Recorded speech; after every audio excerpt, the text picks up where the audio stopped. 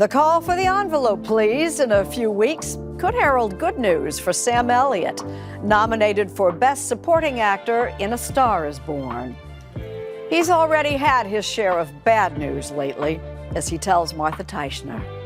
Imagine you're a fan of a show. You get your spouse into it as well, then suddenly they have a role in its prequel. Well, that's exactly what happened with a cast member of 1883. Who was it? Stick around and find out. They said he was gone. Social media flooded with tributes.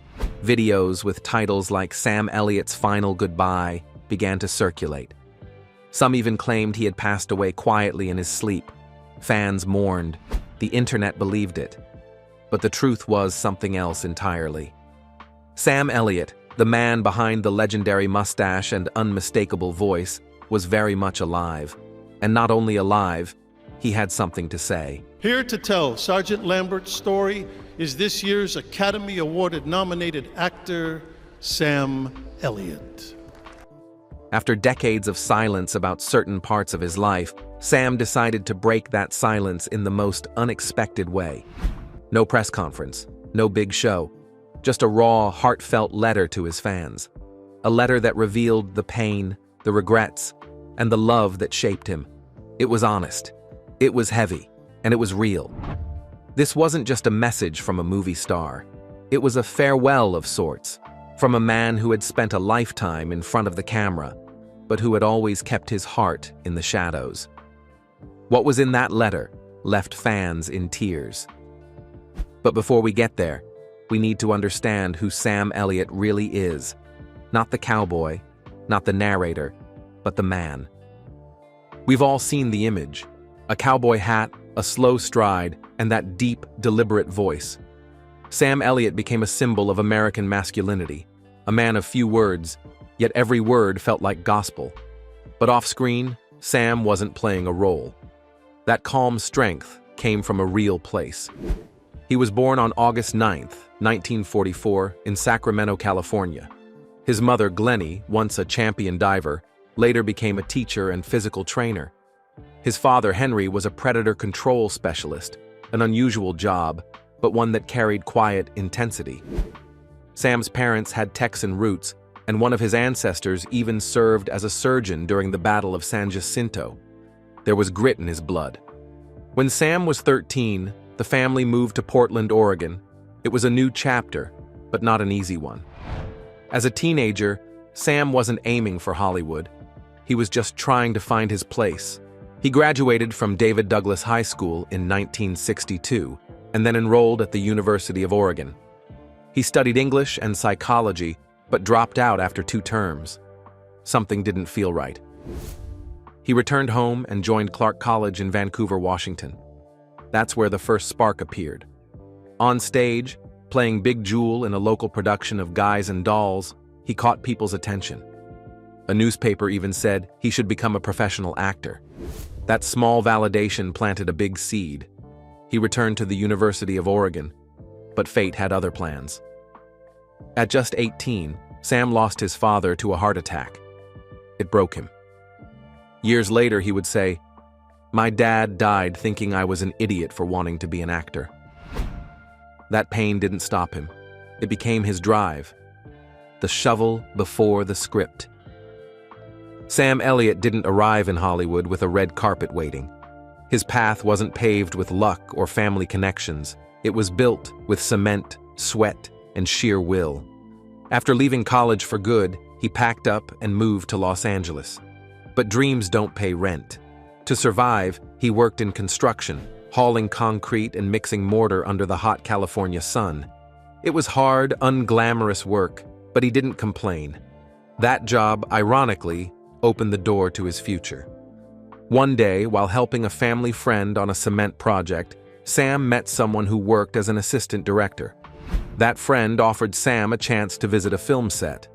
It was a small favor, but it changed everything. Sam once joked, "My big break," pouring cement. That chance encounter led to his first experience on a movie set, and not long after, he earned his first film credit. It was in the 1969 classic Butch Cassidy and the Sundance Kid. Butch Cassidy's Hole in the Wall Gang struck Butch Cassidy's Hole in the Wall Gang, that's me. The role: a card player with one off-camera line. "I was nothing more than a shadow on the wall," he said. But to Sam, it was everything. He was finally part of it. He got to watch Robert Redford work and soaked it all in like a student watching a master. Small roles started trickling in. He appeared in shows like Judd for the Defense and Gunsmoke, playing one-episode characters and learning the ropes. Then came the commercials, most notably a cowboy in the Falstaff beer ads. His look, voice, and natural presence fit the role so perfectly, it was as if the part had waited just for him. It wasn't stardom yet, but the world was starting to notice the man with the mustache, the grit, and the voice that didn't need to shout to be heard. In Hollywood, some actors become stars overnight. For Sam Elliott, it was more like a slow burn, a journey marked by patience, persistence, and a quiet refusal to give up. His first major break came in 1975 with the television film I Will Fight No More Forever, where he played Charles Wood. The story was about Chief Joseph and the Nez Perce tribe, and Sam's role showcased more than just his rugged looks. For the first time, people began to notice the depth behind his voice. He wasn't just playing a cowboy, he was telling a story with meaning. The next year he starred in Lifeguard, portraying Rick Carlson, a man questioning his place in the world. It wasn't a blockbuster, but it hit a chord. Sam played it with a quiet, relatable sadness that felt genuine. Variety magazine called the movie unsatisfying, but noted that Sam Elliott projects a character who is mostly a passive reactor. It wasn't glowing praise, but it meant something. He was no longer just the background guy. Not every project hit the mark. In 1974, he appeared in a failed TV pilot about motorcycle stunt riders. It never became a series, and years later, Sam laughed when someone told him the episode had resurfaced online. "F me," he said. He wasn't ashamed of the misfires. He accepted them as part of the ride. We've all got stinkers out there, and if we're lucky, we survive. That's what made Sam different. He never pretended his journey was flawless. He owned his setbacks. He learned from them. He moved forward. Slowly but surely, the roles got better, the audiences bigger, and the voice that once echoed in empty rooms began reaching millions. Finding love in the spotlight. Amid the dust of movie sets and the noise of a rising career, Sam Elliott found something rare. Love that lasts. It wasn't loud. It wasn't rushed. It began with a glance, not a conversation. In 1969, while working as a background extra on the film Butch Cassidy and the Sundance Kid, Sam saw her for the first time, Katharine Ross. She was already a star, known for The Graduate. He was barely a shadow in the background. "I didn't dare speak to her," Sam would later admit. "She was the leading lady. I was a glorified extra." Nearly a decade passed before fate gave them another chance. In 1978, both were cast in the horror film The Legacy. This time, they shared scenes and conversations. Their connection grew naturally, quietly. There were complications. At the time, Katharine was still in another marriage. But within a year, that chapter of her life ended, and a new one began with Sam. In 1984, they got married. Sam Elliott, who plays Cowboy Shea Brennan on 1883, isn't the only star in his family. Elliott is married to Academy Award-nominated actress Katharine Ross. Their bond was different from the typical Hollywood romance. It was grounded, private, and built on effort. Sam once said, "We have a common sensibility, but we also work at being together. You work past the stuff. You don't walk away from it." That commitment showed early on. Sam nearly turned down a role in Mask just to stay on his honeymoon with Katharine. Few actors would risk a major movie for love, but Sam didn't hesitate. Through decades of career highs and lows, their marriage remained steady. In an industry where love fades fast, Sam and Katharine stood strong, proof that even in Hollywood, some things are real, and some hearts never wander. As Sam Elliott's career slowly took shape, one thing remained constant. He never tried to be anything he wasn't. In a town where people chased trends, fake accents, and altered faces, Sam stayed grounded. He didn't care about flash. He cared about truth. That's what made his performances so magnetic. Whether he was playing a cowboy, a soldier, or a tired old father, it always felt real, because it was. In the 1980s and early 90s, Sam embraced the roles that suited him. Westerns, dramas, and complex men with haunted eyes. His appearance in Mask, 1985, showed a different side of him.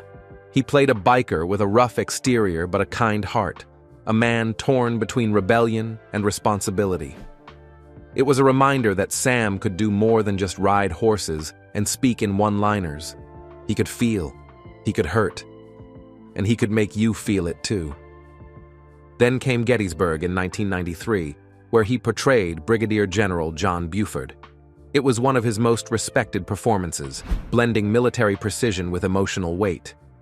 That same year, he played Virgil Earp in Tombstone, a film that became an instant classic. Surrounded by stars like Kurt Russell and Val Kilmer, Sam stood tall without having to say much. His silence had weight. His presence, even in the background, was unforgettable. What made Sam special wasn't just his voice or his look, it was his restraint. In a world addicted to noise, Sam understood the power of stillness. He didn't shout to be heard.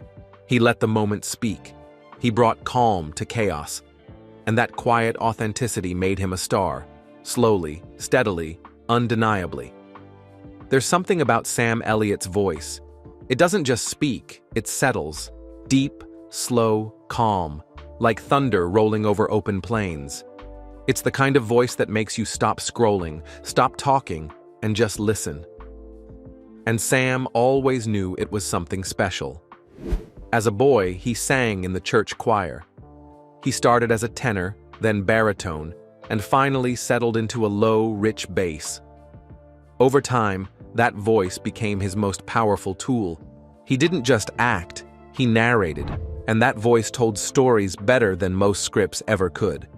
One of his most iconic voice roles came in The Big Lebowski, 1998, where he played the Stranger, a mysterious cowboy narrator who appears only briefly, but unforgettable nonetheless. He didn't need to be on screen the whole time. His voice alone gave the film its heartbeat. Sam once said, "I knew then that my voice would be my instrument," and he protected it like a treasure. He didn't chase fame on social media. He didn't flood Instagram with selfies or go live on TikTok. He didn't even use email. In an interview, he said, "Everywhere you look, people are staring at their hands." That wasn't for him. He wanted real conversations, not screen time. And despite staying offline, his fan base never shrank. People recognized him not by face, but by sound. "My voice gets noticed before anything else," he said. And when he didn't want attention, he had a simple solution. "I just keep my mouth shut." It was classic Sam, humble, honest, and quietly brilliant. In an industry full of noise, he became unforgettable simply by speaking less and meaning more. The cowboy with a conscience. Sam Elliott didn't just build his reputation on roles. He built it on values. In an industry full of compromise, he quietly stood his ground, even when it came at a cost. During the 1980s, Sam did something few male actors dared to do. He opened up about the casting couch. In an interview with the Dayton Daily News, he admitted he'd been approached by both men and women in positions of power. "You cannot believe the casting couch stories," he said. "The cliches are all true." And every time, he walked away. "It probably hurt me," he confessed. "But I'm the one who has to live with that guilt. My conscience is clear." Those words said everything about who he was. A man who valued self-respect over shortcuts. Even before the Me Too movement came into the spotlight, Sam Elliott had drawn his line in the sand. Years later, when the movement exploded across Hollywood, Sam didn't stay silent. He called it the best thing that's happened to Hollywood in a long time. He didn't pretend the industry was clean. He acknowledged the ugly truth, how innocent dreamers were often used, broken, and discarded by the system. That honesty was rare, and it cost him roles, fame, and faster success. But he never chased those things anyway. For Sam, doing the right thing meant more than being a household name. He once said, "It's not about the money, it's about what's on the page." And because of that integrity, his roles had more depth, and his fans had more trust. Sam Elliott wasn't just playing honorable characters on screen. He was one off-screen too, quiet, respectful, unshakably real. Even the most grounded people stumble. For Sam Elliott, that moment came in 2022, when a single podcast appearance turned into a public storm. While speaking on the WTF with Mark Maron podcast, Sam criticized the Oscar-winning film The Power of the Dog. Wednesday night salute to men with great mustaches continues with our next guest. He is a distinguished actor who yesterday received the first Oscar nomination of his career for Best Supporting Actor in A Star is Born. He didn't hold back. He called the film a piece of, questioned its portrayal of cowboys, and made comments that many felt were insensitive, especially toward the film's themes and the fact that it was directed by New Zealand filmmaker Jane Campion. The backlash was immediate. Campion responded, calling his remarks misogynistic, xenophobic, and homophobic. Benedict Cumberbatch, the film's lead, didn't name Sam directly, but spoke firmly about the importance of representing different kinds of masculinity in film. Social media lit up with outrage. Suddenly, the man known for his calm voice and quiet dignity was at the center of a controversy he hadn't expected and couldn't control. But Sam did something not every public figure has the courage to do. He apologized. At a public event, he admitted, "I wasn't very articulate about it. I said some things that hurt people, and I feel terrible about that." He continued, "The gay community has been incredible to me throughout my entire career. Friends on every level, every job. I'm sorry I hurt any of those friends and anyone else by the words I used." He also extended his apology to the cast and crew of the film. "Brilliant actors all," he said, "and in particular, Benedict Cumberbatch. I can only say that I'm sorry." The apology was late, but it was sincere, and it reminded the world that Sam Elliott, like all of us, is human, capable of mistakes, and more importantly, capable of owning them. The death that wasn't. In August 2023, a shocking rumor spread like wildfire across the internet. Sam Elliott was dead. Tribute videos popped up on YouTube with titles like "Sam Elliott's Final Goodbye" and "10 minutes ago, Sam Elliott passed away peacefully." Thumbnails even showed his name next to the dates, 1944 to 2023. Fans were devastated. Social media lit up with condolences. People shared their favorite quotes, scenes, and memories, believing they were saying goodbye. But none of it was true. Sam Elliott was very much alive. The rumors were started by unreliable YouTube channels known for pushing fake celebrity deaths, names like Ripples in Time and Celeb Breaking News. They had done the same to other stars, including Mike Tyson and Morgan Freeman. They used the same recycled phrases. He joins the long list of celebrities who have been victimized by this hoax. Even major websites like The Sun and Sportskeeda picked up the story without verifying the facts. No official source confirmed the news, no family statement, no credible reports. Yet the lie traveled faster than the truth ever could. This wasn't the first time it had happened. Back in 2019, a similar death hoax circulated, claiming Sam had died peacefully in his sleep. And just like before, fans believed it, because it felt like something that could happen. After all, Sam Elliott had always lived a quiet life away from the spotlight. If he had passed, it seemed plausible he would have done so quietly. But Sam wasn't gone. In fact, he was preparing for his next role. Once again, the cowboy wasn't finished. He was simply silent. And in a world that moves too fast to check the truth, silence is often mistaken for goodbye. Despite the rumors, despite the controversies, and despite the years behind him, Sam Elliott wasn't ready to fade away. In fact, he was stepping right back into the spotlight with more fire than ever.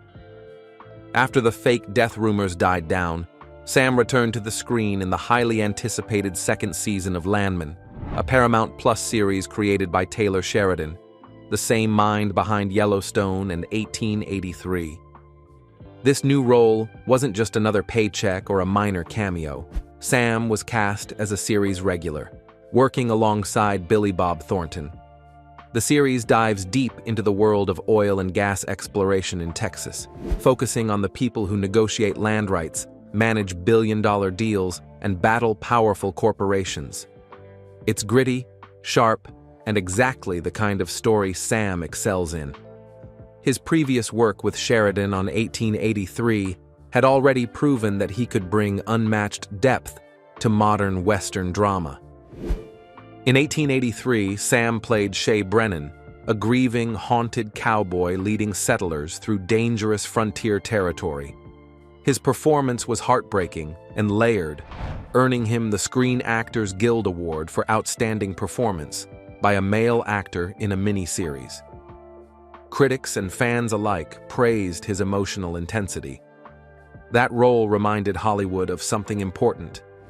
Sam Elliott wasn't just a relic of old westerns. He was still evolving, still relevant, and still a force on screen. So when Landman announced his return, fans were thrilled.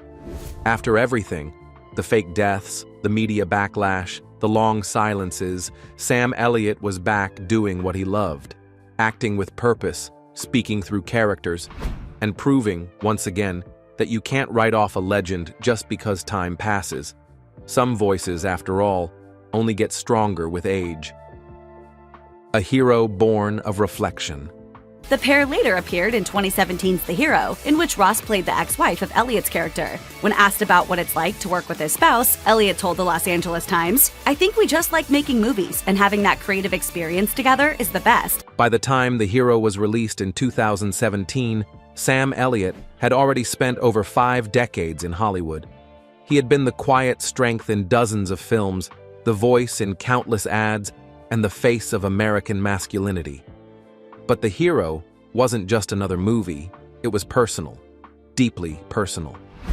Written specifically for Sam by director Brett Haley, the film told the story of Lee Hayden, an aging Western actor who once had fame but now faced a slow, uncertain twilight. Sam was on every page. This wasn't just a character, it was a reflection, a man looking back, questioning what it all meant, clinging to legacy while wrestling with regret. Elliott said, "Every actor dreams of having something written just for them. This was that moment for me." For once, he didn't have to fit into a role. The role fit him. And it wasn't just praise. The film sparked a wave of new respect for Elliott's dramatic ability. He was no longer the underused actor with the famous mustache. He was the centerpiece, the heart of the story. The Hero gave Sam something he'd rarely been offered. Center stage with nothing to hide behind but truth. It was a turning point. One that reminded audiences and the industry that the cowboy still had a lot left to say. Not in shouts, but in slow, honest words that stayed with you long after the credits rolled. It wasn't a massive role. He wasn't the lead. But Sam didn't need screen time to leave a mark. Every moment he appeared was charged with emotion. He played a man weighed down by resentment, regret, and love he didn't know how to express. His scenes, especially the one where Bobby backs the truck out of the driveway with tears in his eyes, were raw and unforgettable. Sam didn't speak much in that scene. He didn't have to. His silence said everything. That performance earned him the National Board of Review Award for Best Supporting Actor. He was nominated for a Screen Actors Guild Award, and for the first time in his long career, Sam Elliott received an Academy Award nomination. When asked how he felt, Sam replied, "I think the thing off the top of my head might be, it's about effing time." Fans agreed. It wasn't just about one role, it was about everything that came before it. The small parts, the thankless characters, the decades of slow-building respect. The Oscar nod was more than a trophy. It was a collective acknowledgement that Sam Elliott had always been great. He just never asked for applause. And in true Sam fashion, he handled it with humility.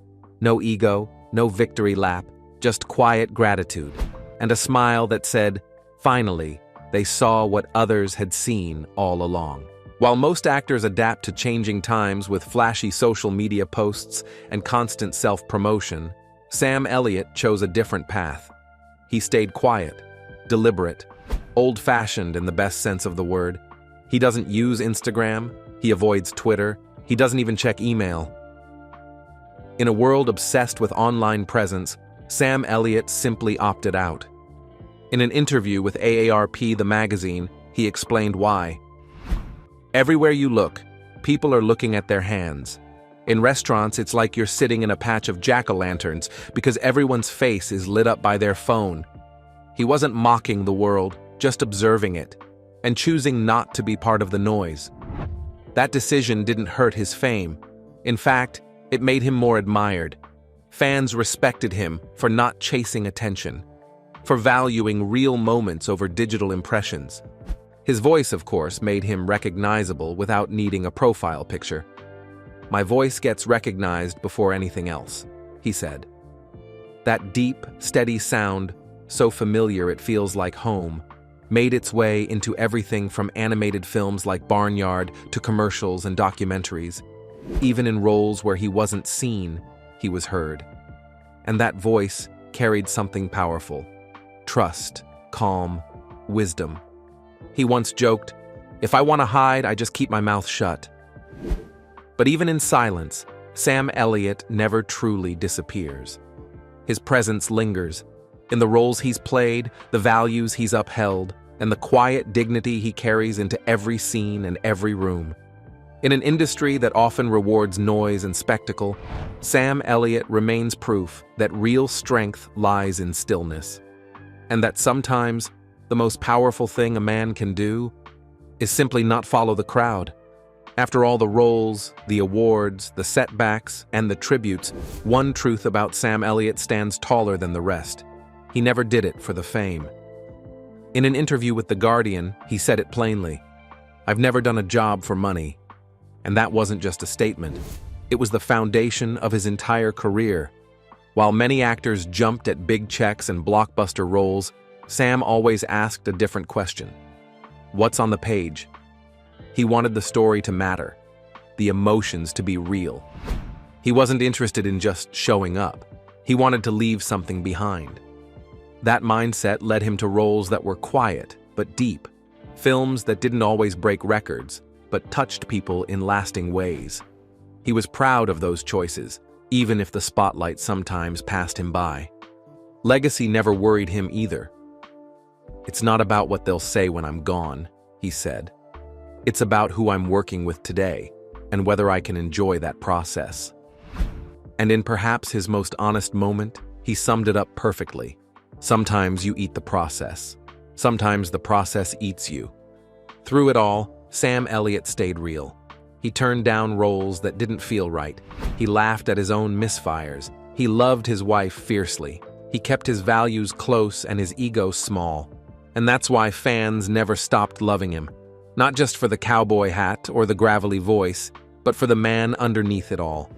So now, after a lifetime of stories, one question remains.